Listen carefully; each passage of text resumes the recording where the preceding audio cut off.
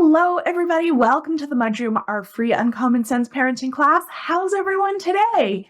I hope everyone in Canada had a great 2-4 weekend. I spent most of it at the spa with my best friends celebrating my birthday, so I'm feeling all rejuvenated and ready to head into June, which I call my marathon month. I think every family has a marathon month where you have a lot of family events and other stuff going on. My mom, my dad, and my youngest son were all born in June, so we have 3 very significant birthdays, plus all of the stuff that goes with ending out the school year here in Ontario, like barbecues and field trips and all of that stuff. But I don't know, feeling good, feeling ready. I hope you're feeling ready too. I know a lot of you already have your kids out of school, so hats off to you. Today we have Talia Shapiro joining us. Talia is actually an adult sleep coach. I know. Did you know that was a thing? I sure didn't.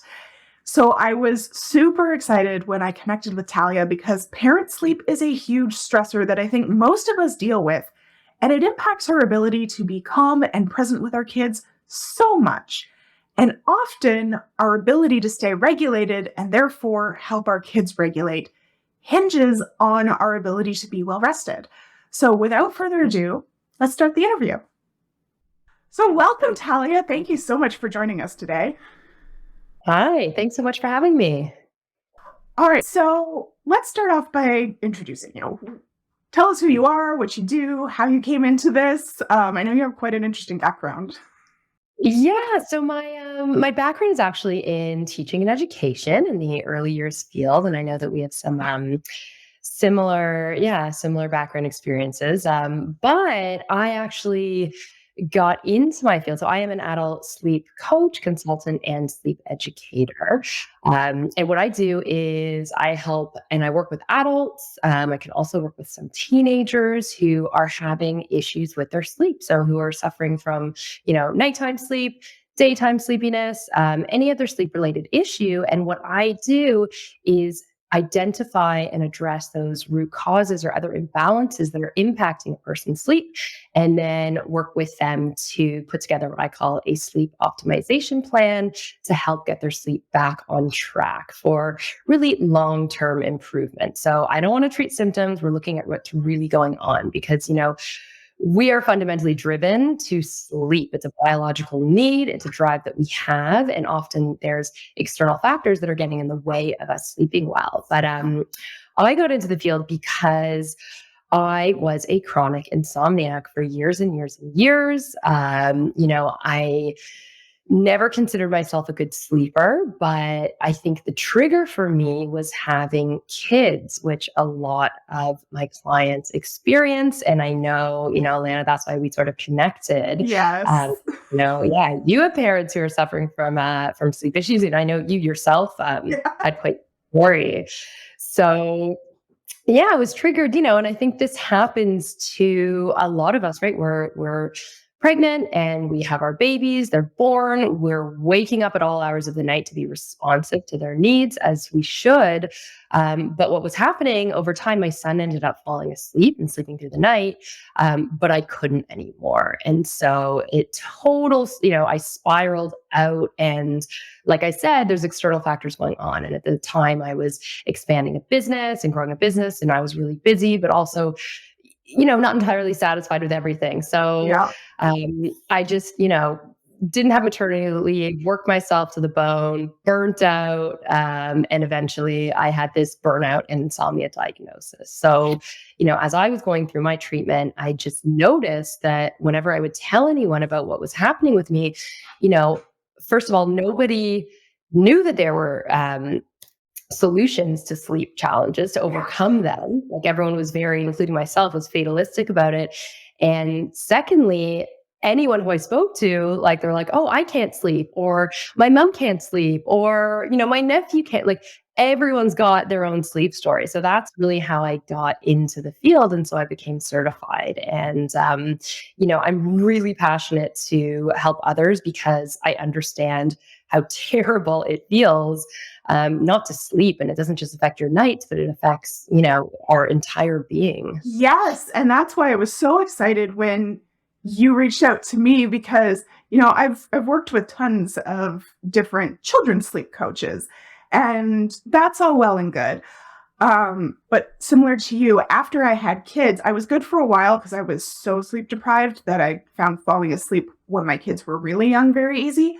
But then once their sleep really resolved, I, I stopped being able to sleep like that. That sleep pressure was gone all of a sudden. And same thing. I have clients who complain about it, friends who complain about it. My own husband struggles with his sleep. I've found solutions, but man, they don't want to do anything to solve those problems. It's better at like compartmentalizing their issues. Very fatalistic, as you said about it. Just like, oh, well, this is just how it is. And I was so excited because, as you said, I'm really an advocate of like, you have to put your own oxygen mask on first. And if our kids can only ever be as good as we are, they can only ever be as okay as we are. And if we're not sleeping well, that's going to impact our ability to be patient and calm and guide them in a loving and supportive way during the day because we're freaking tired. And, I was just at the same thing. I had no idea there were actually adult sleep coaches, and it was kismet. So we had some questions that came up in the parenting posse that I would love to kind of chat with you about. The first one, I've got my little notes over here. A lot of parents are having difficulty specifically with their kids are morning larks, as kids tend to be, and they're not so much. And I fall into this category where my circadian rhythm really, I get my best work done. I feel most like myself from 1 p.m. to midnight. And we got very opposite spectrums. I'm exactly. Like a 7 a.m. to 2, but it's good to know. Yeah, and my kids are up at the ass crack of dawn. And, 5:30, I hear their little feet going down the hallway. And my kids are old enough now that they don't come and wake me up. But most of my clients have younger kids still. And they have, again, this very opposite schedule to their kids. And they're struggling to balance that. So what can we do about it? Yeah. So that, and listen, I think, it is a tricky time. There are some things that we can do.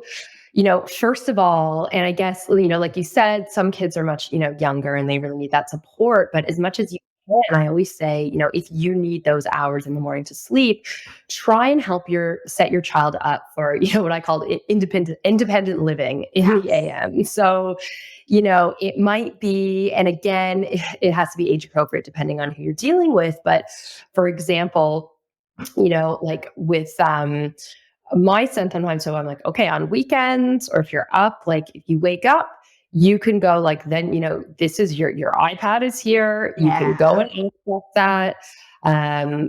Or if sometimes they want to come into bed with me. So, okay, come into bed. I got my earplugs on, my eye shades, so I can still, you're maybe not getting that deep restful sleep, but you're still in bed. Or, depending on the kids, some kids are happy to stay in their room, but they don't know the time. So sometimes, there's those grow clocks where kids are the clock. Are like, okay, well, I want you to try and stay in your room until this time. And what's really helpful though is to set up, if possible, an activity maybe the night before, or have something for the week. Is mornings during the week, everyone kind of needs to get up and go for the most part, not always, but weekends, have a little bin of toys or activities that are special, they're exciting, they're reserved for that morning time. So there's still that novelty when they have it, maybe having an activity for them.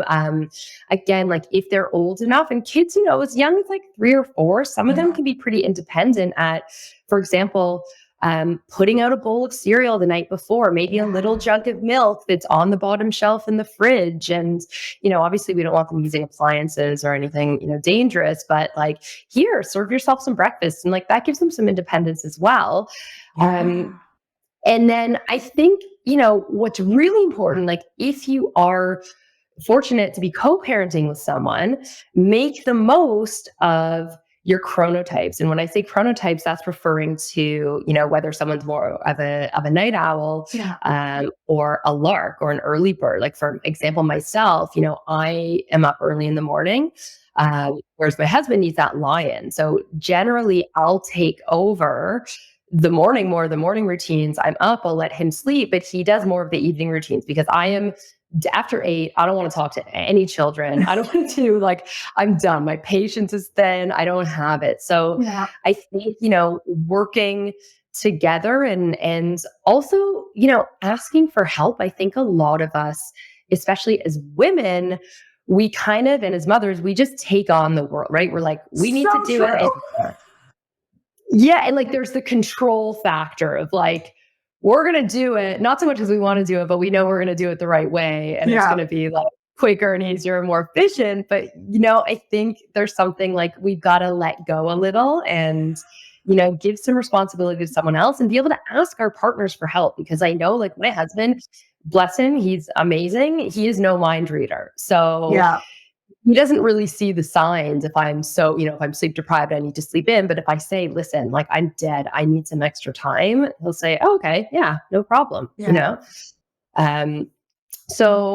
those are a few things that you can do if you do need that extra time. I love that. And I'm such a big advocate for kids, never doing things for kids that they can competently do for themselves. And I think there's so much that we do for little kids that they really can learn to do. We just have to teach them. And I love that. For my kids, it was always, my kids don't like their Eggo waffles hot. So they always would toast their Eggo waffles the night before and then leave them out there for them. And I called them cookie waffles because they would eat them like a cookie instead of me cutting them all up. And you're like, oh, you're getting cookies for breakfast. Exactly. Okay. And they loved it. They had the chocolate chips in them or the blueberries in them. They were like, oh, yeah, it's cookie waffle day. And it was like, do not talk to me until 9 a.m. And, kids and I think that's true. Kids love having that independence. And I don't think we this is a whole sideline of child development, but it really builds up all of their emotional, cognitive development. It's really, really key for them, and they feel good about it too. Yeah, it's really functional. Yes. What about revenge sleep procrastination? I'm guilty of this. Last night, I didn't go to bed until 2 a.m. because I got really involved in a game of solitaire that I was playing that was really difficult. And before I knew it, it was 2 a.m. So I'll do things that do wind me down, like playing solitaire or, kind of non-screen time activities. But then I'll get really hyper-focused on it. I won't want to finish. Last night, I was like, no, I have to finish this hand because I'll never come back to it. Right. Yeah. So, yes, revenge bedtime procrastination. That is, more people are knowing what that term is. For those who don't, it's the decision to prolong bedtime to engage in other activities. And, despite having enough time to sleep, but you may be doing it because there's a perceived lack of time during the day, or you're just going down a rabbit hole. And so, my first piece of advice, whenever I talk to people about that, I'm like, let's analyze this a little bit. What is the reason? Why is it that you're staying up late and what for, right? Is it, because you're not able to find time during the day to do what you want to do and steal those moments? Or is it more of just a self-regulation of oh, I'm on my phone and that dopamine is hitting and I just can't get out of it.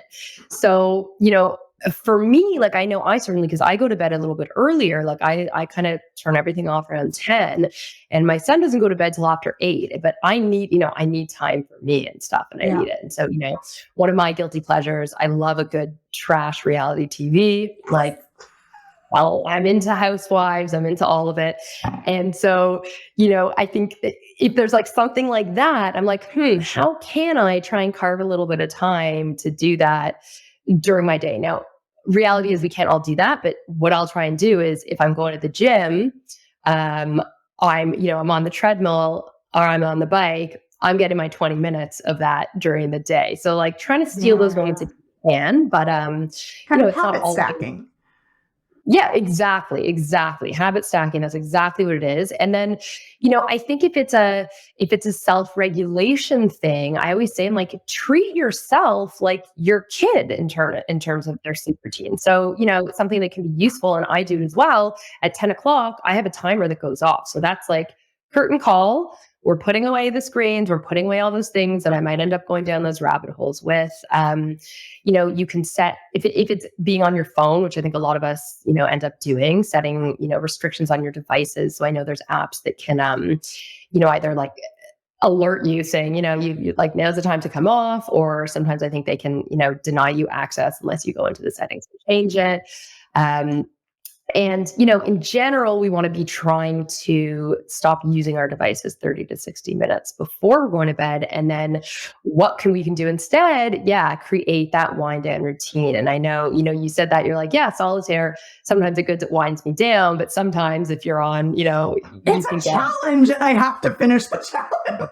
Yeah. So be really mindful of like, what are the things we're doing in that wind down routine that they're a little bit stimulating, Yeah. and relaxing, but not overly stimulating that they're going to keep us going. And so, relaxation techniques are really helpful because they can also decrease the stress that might drive those revenge bedtime activities anyways. And, I think in general, as part of that, like obviously, keeping a consistent weekend bedtime will help, especially anchoring your wake time, because over time, your body will commit to anticipate that you'll be tired. And a wind down routine helps do that as well, right? We do that with Yeah. our kids, that we always have whatever they're doing, whether it's bath or story Yes. time or singing the same songs. Like, and I don't know about you, Alana, but when I've got two songs that I sing to my son. I've been singing to him since he was in the womb.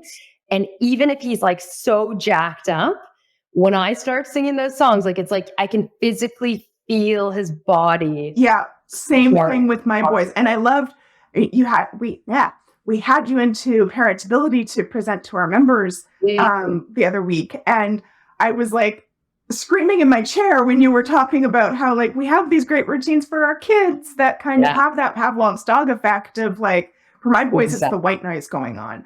They can be bouncing off the walls. I turn on the white noise, or they really like the Coco Sleep podcast because my youngest tends to ruminate about things. And so he listens to a sleep story to help him focus on the story and not on whatever's tossing and turning in his head.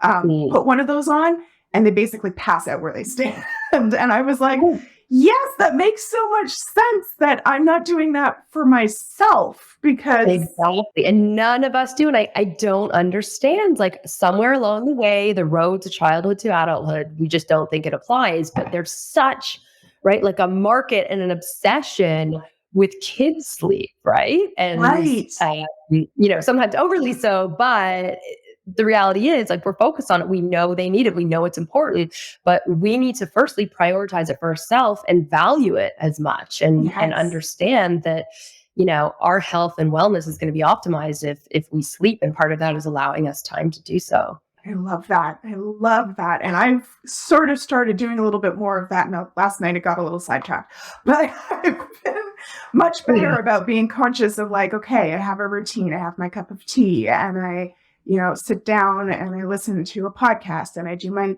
usually very short solitaire hand. And so it's, as I said, it's just remarkable how little tweaks like that can make such a big difference to how you feel and how, like for me, I find when I sleep well, I'm so much calmer throughout the day. Whereas otherwise I'm very like ready to bust a gut at like any minor inconvenience.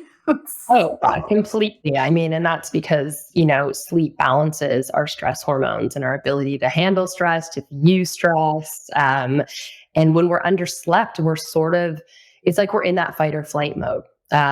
So yeah, that totally makes sense. Oh, I love that. I love that. What do you find is the biggest complaint that parents usually come to you with about sleep? Because I know we all, as you said, we all think that we're the only one dealing with this. So Totally. Biggest complaint, and I would say especially amongst mothers, is issues falling asleep and staying asleep. And why is that? Because that busy brain, that monkey brain. It's like a lot of people, they're like, I'm so tired. I've obviously, and if you're a parent, you're doing, you have your day job, or if you're, I mean, and your day job could be another job or looking after your kids, which I would say is even harder Absolutely. than working at a desk job. And then, and then you're just, you're running ragged. You're so busy. They get into bed. They're like, I'm exhausted. My body's exhausted. I'm so tired. I've been dragging out the day. They get into bed. As soon as their head hits the pillow, there's like a switch that goes off, and they're thinking about what happened yesterday, worries about what's going to happen tomorrow, rumination, planning, to-do lists. Like, that is what I often notice a lot. That's a big complaint. Yeah, I mean, I definitely do that too. And it's always like the things that you couldn't think of during the day for me. Like, I'll sometimes be standing there going, there's something I need to do, but I can't remember what it is. For some reason, my brain serves that to me as I'm falling asleep. Well, exactly. And I think, and that makes sense. And I think the reason for that is because, in today's modern world, like, we're so busy. We're just like ticking off those little things that we need to do and get by during the day, but we're not taking a moment to, sit with it, process it, carve out some time to even plan for, like, what are we going to do, tomorrow. And then when we get into bed, there's this backlash of thinking, because even though we've been busy, we haven't really been processing, and we haven't really been resetting and planning. So that's why it's all coming at night, in that time when our brain is meant to be quiet. Oh, that makes so much sense. Yeah, I feel you on that one.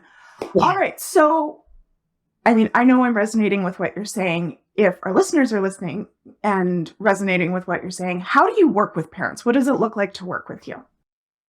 Yeah. So what I do is someone will come to me, and first of all, I'll have I always offer a free 20-minute discovery call, figure out, what's going on with you, tell you about my process. And as well, I always want to rule out any sort of medical or sleep disorder. That's really important. And so whether someone comes to me or not, I always say, have you spoken to your doctor about this, and get a little bit of medical history, because sometimes, there's things that we can do to change our sleep, but sometimes there's issues like, hormonal imbalances or nutritional or vitamin deficiencies. And that can really impact your ability to sleep. So it might be a quick fix in that way. But when someone comes to me, what I do first is a really, really thorough holistic investigation. So I'm doing a long assessment, and, I'm examining what I call to be the 5 pillars of healthy sleep. So I'm looking at a person's, their sleep schedules, of course, and what they're doing through the day, environment, their headspace. So that's, mental health and wellness, their nutrition and movement. And then, of course, any, medical issues or medication. And I analyze all that, and I tell them, I'm like a little sleep detective. So, I get your forms, I have a look, and then, I've been trained to specifically identify some factors that I see that may be impacting their sleep. And so I always my background's in teaching. So I love, I'm always like, knowledge is power, the more you know. And I think the more people understand their sleep and their sleep patterns is going to help them work towards the solution. So, I give them a lot of sleep education. I think a lot of people also are, misguided on what is typical sleep? What is a good sleeper? Like, what's normal? What's not? And so we go through that, and then, we address some of those imbalances that I might see. And, for example, it might be that a lot of people just are not getting enough bright light during the day, not getting enough natural light outside, especially in these northern climates where exactly. Dark as hell. Yeah, or it could be dehydration, or it could be worse, you're spending too much time in bed. And I think a lot of us do that. We think we're so underslept, we need to spend more time in bed, but that sometimes makes the problem worse. So I identify with them what's going on. We set our problems, we set our goals, and then I help them set some really manageable, small targets, like 1 to 3 things to work with at a time.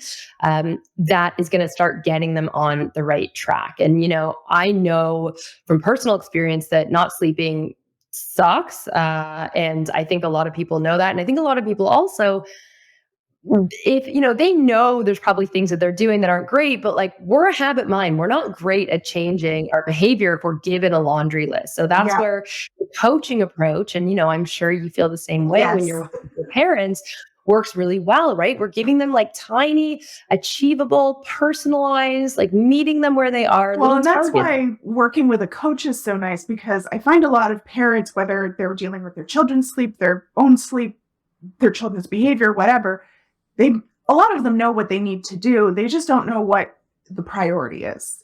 And so they Exactly. try and do everything at once, and they get really overwhelmed and fall off the horse. Yeah, exactly. So what I do, so I usually meet with my clients like every 1 to 2 weeks.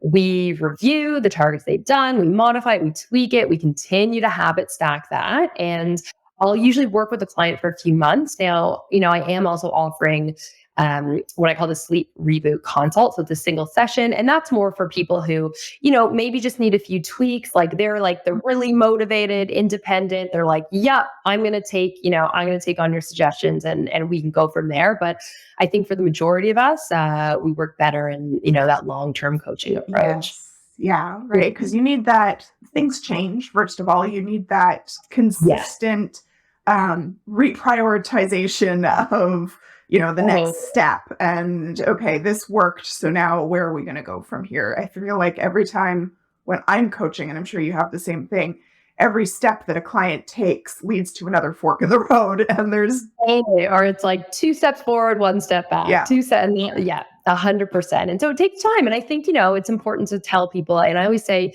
people who come to me have had sleep issues for like such a long time. And so I always say, listen, change isn't going to happen overnight. Think how long it took you to get into this position. It's going to take some time to unravel it, but it can be done. You don't have to suffer like this.